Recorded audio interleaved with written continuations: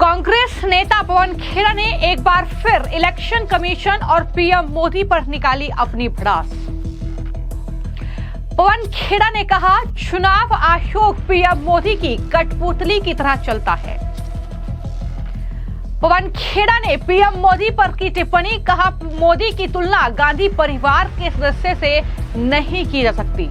Congress party के सांसद राहुल गांधी को चुनाव आयोग ने जो पत्र लिखा, उसके बाद अब कांग्रेस नेता पवन खेड़ा एक बार फिर से आगबूला हो गए हैं। पवन खेड़ा न सिर्फ चुनाव आयोग पर बरसे हैं, बल्कि पीएम मोदी पर भी सवाल खड़ा कर रहे हैं। पवन खेड़ा ने बड़ा बयान दिया और कहा कि चुनाव आयोग पीएम मोदी की कठपुतली की तरह चलता है। ये पवन खेड़ा का वो बयान है जो काफी ज्यादा वायरल हो रहा है। सिर्फ इतना ही नहीं, हाल ही में पीटीआई से बातचीत करते हुए पवन खेड़ा ने यहां तक कह दिया कि मोदी की तुलना गांधी परिवार के किसी सदस्य से नहीं की जा सकती, क्योंकि उनमें उनके गुण नहीं है। पीएम मोदी में गांधी परिवार के सदस्य के कोई गुण नहीं है। ये बातें पवन खेड़ा के जरिए कही गई। हालांकि ये बातें उन्हें आपातकाल के 50 साल पूरा होने पर जिस तरीके से पीएम मोदी और बीजेपी ने कार्यक्रमों का आयोजन किया था, उस पर अपनी भड़ास निकालते हुए प्रधानमंत्री के लिए कही।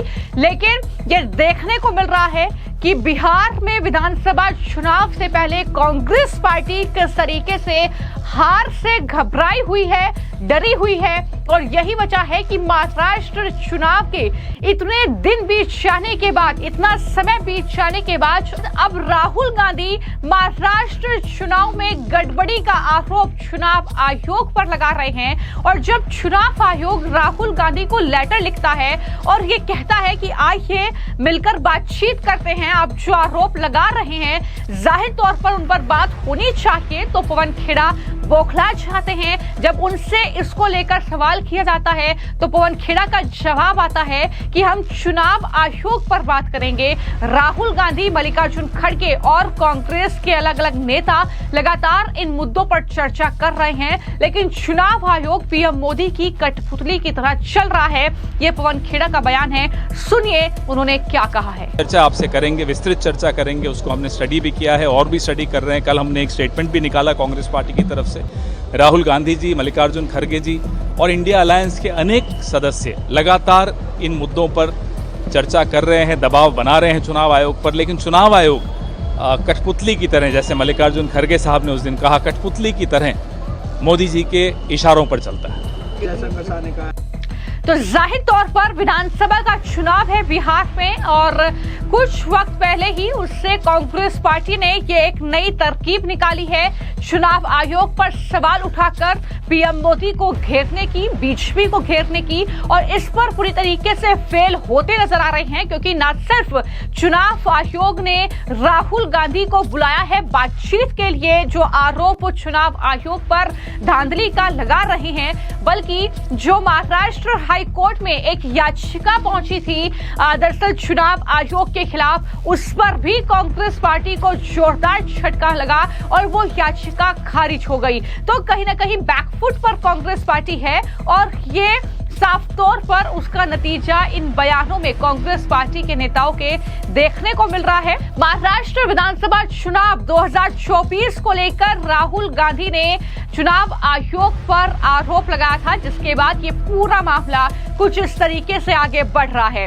तो राष्ट्रीय प्रवक्ता है पवन खेड़ा कांग्रेस पार्टी के, जो चुनाव आयोग की निष्पक्षता पर सवाल खड़ा कर रहे हैं। केंद्र सरकार और बीजेपी के इशारे पर काम करने का आरोप चुनाव आयोग पर लगा रहे हैं। वोटर लिस्ट पुनर्निरीक्षण अभियान को उन्होंने कटघरे में खड़ा कर दिया है। पवन खेड़ा कह रहे हैं कि बिहार में जो प्रक्रिया अपनाई जा रही है वो एक सुनियोजित षड्यंत्र है, जिसके तहत लाखों लोगों का मताधिकार से वंचित करने का प्रयास किया जा रहा है। तो यानी बिहार को लेकर भी इस तरीके से चुनाव आयोग के जो भी प्रयास हैं, जिस तरीके से वो लगातार तैयारी कर रही है बिहार चुनाव की, उसको लेकर भी चुनाव आयोग आयोग पर लगातार आरोप लगाते हुए पवन खेड़ा नजर आ रहे हैं। और सिर्फ उन्होंने चुनाव आयोग का जिक्र नहीं किया, सिर्फ उन्होंने प्रधानमंत्री नरेंद्र मोदी पर यह आरोप नहीं लगाए, बल्कि उन्होंने विदेश मंत्री एस जयशंकर के बयान पर भी जवाब दिया। पवन खेड़ा ने कहा कि जिसे वो अमृतकाल कहते हैं वो अघोषित आपातकाल है।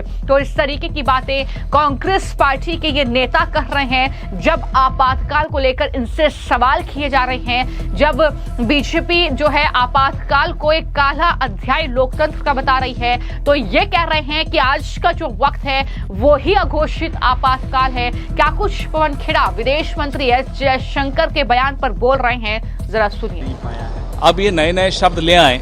अब जैसे जिसको ये अमृतकाल कहते हैं वो क्या है? वो अघोषित इमरजेंसी है।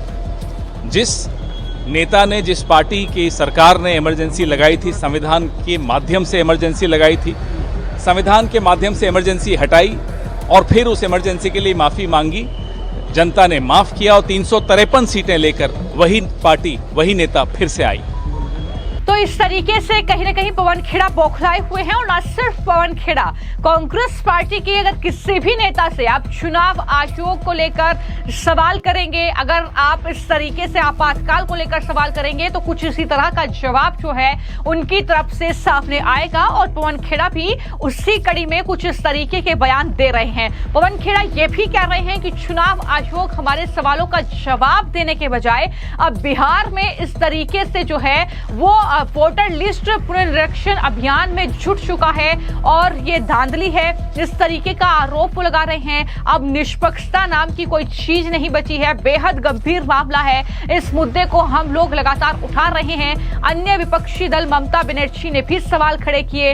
तेजस्वी यादव भी जाहिर तौर पर कटघरे में चुनाव आयोग को खड़ा कर रहे हैं। बीजेपी का एजेंट इलेक्शन कमीशन तक चुनाव आयोग को बताया जा रहा है। तो कुल मिलाकर इस तरीके से चुनाव आयोग को एक बार फिर से कटघरे में खड़ा करना यह साफ तौर पर दिखाता है कि बिहार में चुनाव है, उसके बाद पश्चिम बंगाल में चुनाव है और इंडी अलायंस जो कि इनका है। तो ऐसे में ये सब एकजुट होकर इस तरीके से अब आरोपों की छड़ी लगाएंगे। लेकिन किस तरीके से जो है जवाब इलेक्शन कमीशन की तरफ से एक बार फिर से क्या इन विपक्ष के नेताओं को और खासतौर पर राहुल गांधी को दिया जाएगा? अब सवाल तो ये भी है कि क्या राहुल गांधी इलेक्शन कमीशन पहुंचेंगे? जो आरोप वो लगा रहे हैं उनका सबूत देने के लिए या उन पर बातचीत करने के लिए, ये कई सवाल हैं जो इस बीच उठ रहे हैं। लेकिन फिलहाल पवन खेड़ा ने क्या कुछ कहा है, किस तरीके से प्रधानमंत्री पर हमला बोला है, किस तरीके से बीजेपी का एजेंट तक बताया है, ये तमाम बातें लगातार देखने को मिल रही है। Digital machine readable voters list Maharashtra की लोकसभा चुनाव वाली और digital machine readable voters list Maharashtra के विधानसभा चुनाव वाली। पहले तो ये दो लिस्टें चाहिए हमें। इन दोनों चुनावों के बीच 5 महीने का फासला था। इस 5 महीने में 40 लाख नए वोट जुड़े हैं। इसलिए आप हमें पहले डिजिटल मशीन रीडेबल लिस्ट दे दीजिए। नंबर 2, हमें वीडियो फुटेज दीजिए महाराष्ट्र के विधानसभा चुनाव की, हमें वीडियो फुटेज दीजिए हरियाणा के विधानसभा चुनाव। हम आने को तैयार हैं। उसके बाद अब एक सचिव स्तर का अधिकारी leader of opposition Rahul Gandhi ji को चिट्ठी लिखता है, कहता है आइए, चाय पीने आना है हमें या शेरो शायरी सुनने आना है हमें आप ये सारे आंकड़े दे दीजिए, जो हम 2 चीजें मांग रहे हैं वो दे दीजिए, फिर आएंगे, चाय भी पियेंगे, शेरो शायरी भी सुन लेंगे। लेकिन सवाल तो यही है कि बिहार में चुनाव हारने का अंदेशा कांग्रेस पार्टी या इंडी अलायंस को हो रहा है और इसलिए वो चुनाव आयोग पर इस तरीके के आरोप लगा रहे हैं, ये सवाल बना हुआ है। फिलहाल इस मामले को लेकर आपकी क्या राय है, हमें कमेंट बॉक्स में जरूर लिखें। धन्यवाद।